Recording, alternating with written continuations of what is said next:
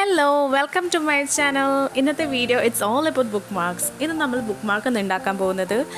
ഇത് ആക്ച്വലി ഞാൻ എൻ്റെ ഫ്രണ്ടിന് വേണ്ടി ഉണ്ടാക്കുന്നതാണ്. ഒന്ന് രണ്ടെണ്ണം ഉണ്ടാക്കാനുണ്ട്. അതിലൊരെണ്ണം ഞാൻ വീഡിയോയിൽ കാണിക്കാവേ. ഇതുപോലെ വൈറ്റ് ഷീറ്റ് എടുക്കുക. വൈറ്റ് ഷീറ്റ് ഇല്ലാത്തവർ കളർ ഷീറ്റ് എടുത്താലും മതി കേട്ടോ. നമുക്ക് ഇഷ്ടമുള്ള കളർ ഷീറ്റ് ആണെങ്കിൽ എന്താ ബെനിഫിറ്റ് എന്ന് വെച്ചാൽ നമ്മൾക്ക് ഇതുപോലെ ഇങ്ങനെ ഔട്ടറിൽ ഇങ്ങനെ കളർ ചെയ്ത് കൊടുക്കണ്ട, ഡയറക്റ്റ് ഡിസൈൻ അതിൽ തന്നെ കൊടുക്കാം. ഞാൻ യൂസ് ചെയ്തേക്കുന്ന ബുക്ക് മാർക്ക് ഷീറ്റാണ് കേട്ടോ, വൈറ്റ് കളറിലുള്ള ബുക്ക് മാർക്ക് ഷീറ്റ്. ഞാനത് ആമസോണിൽ നിന്നായിരുന്നു വാങ്ങിയിരുന്നത്. അതിലൊരു 24 ഷീറ്റ്സ് വരുന്ന ഒരു ബുക്ക് മാർക്കായിരുന്നു. അപ്പോൾ ഞാൻ ആ പേപ്പറാണ് യൂസ് ചെയ്യുന്നത്.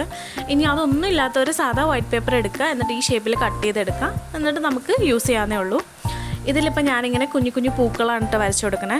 ആ ഒരു ഷീറ്റ് ഫുൾ കംപ്ലീറ്റ് ആവാൻ പാകത്തിന് പൂക്കൾ അവിടെ ഇവിടെയൊക്കെ എല്ലായിടത്തായിട്ട് ഇങ്ങനെ വരച്ചു കൊടുക്കുക. ചെറുതും വലുതും കോർണറിലും എല്ലാം ആ ഷീറ്റ് ഒന്ന് ഫില്ലാകാൻ പാകത്തിന് എല്ലാ പോർഷനിലും ഓരോരോ കുഞ്ഞു കുഞ്ഞു പൂക്കളൊക്കെ ആയിട്ട് വരച്ചു കൊടുക്കുക. ഞാൻ പിങ്ക് കളർ യൂസ് ചെയ്തേക്കുന്നതുകൊണ്ട് തന്നെ അതിലും കുറച്ചുകൂടെ ഡാർക്കർ കളറായിട്ട് ഒരു ബ്രൗൺ ആണ് എടുത്തേക്കുന്നത്. ഞാൻ ആദ്യം ബ്രൗൺ വെച്ചിട്ട് ഇതുപോലെ പൂക്കളിൻ്റെ ഇതളുകൾ വരയ്ക്കുന്ന പോലെ ഇങ്ങനെ ചെറുതായിട്ട് വരച്ചു കൊടുത്തു. ആക്ച്വലി വലിയ ഷേപ്പൊന്നും ഉണ്ടാവില്ല, എനിക്കങ്ങനെ വലിയതായിട്ട് വരയ്ക്കാനൊന്നും അറിയില്ല. എനിക്കറിയാവുന്ന പോലെയാണ് ഞാൻ ചെയ്യണത്. ഞാനിങ്ങനെ ഒരു പൂവിൻ്റെ ഷേപ്പ് വരുത്താൻ പാകത്തിന് ഇങ്ങനെ വെറുതെ ഇങ്ങനെ ആ ഷേപ്പ് കൊണ്ടുവരാൻ പാകത്തിന് ഇങ്ങനെ വരച്ച് പോകുന്നേ ഉള്ളൂ.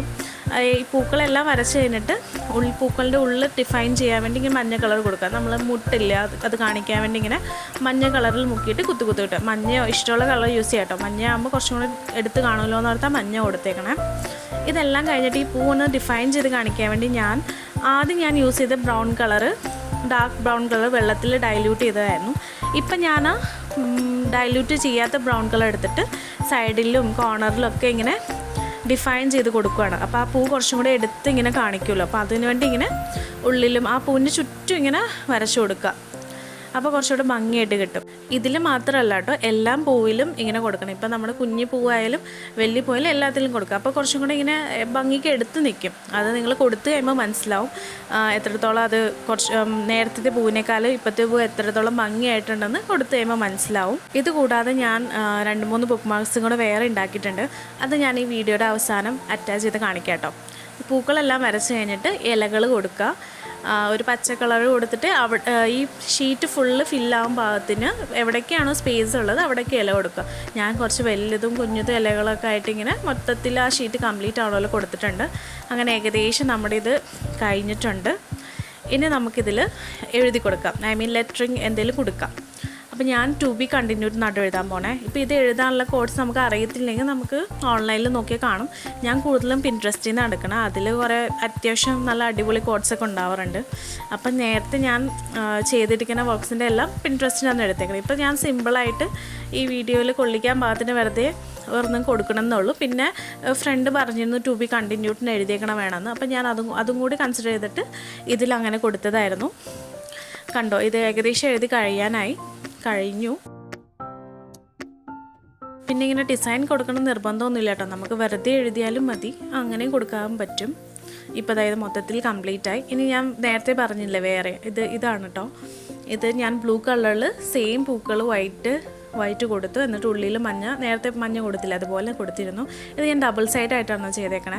എന്നുവെച്ചാൽ ഫ്രണ്ടിന് ഡബിൾ യൂസ് ചെയ്യാമല്ലോ എന്ന് പറഞ്ഞിട്ട് ഫ്രണ്ട് തന്നെ സജസ്റ്റ് ചെയ്താണ്. അങ്ങനെ ബാക്കിലും ഫ്രണ്ടിലും 2 ഡിസൈനായിട്ട് കൊടുത്തു. അപ്പോൾ നമുക്ക് 2ആയിട്ട് യൂസ് ചെയ്യാമല്ലോ. ഒറ്റ ഇതായിട്ട് വെക്കാൻ പറ്റത്തുള്ളൂ, എന്നാലും നമുക്ക് ആവശ്യമുള്ളപ്പോൾ തിരിച്ച് മറിച്ചൊക്കെ വെക്കാമല്ലോ എന്ന് പറഞ്ഞു. ഇത് എന്നിട്ട് എൻ്റെ വേറെ കുറച്ച് ക്രോഷ്യ ചെയ്ത ബുക്ക് മാർക്സ് ആണ് കേട്ടോ. അതെങ്ങനെ യൂസ് ചെയ്യണമെന്ന് വെച്ചാൽ നമ്മൾ ഇതുപോലെ ഇങ്ങനെ ഒറ്റ വള്ളിയിലായിരിക്കും ഇതിങ്ങനെ ഒറ്റ ഇതിലായിരിക്കും വരുന്നത്.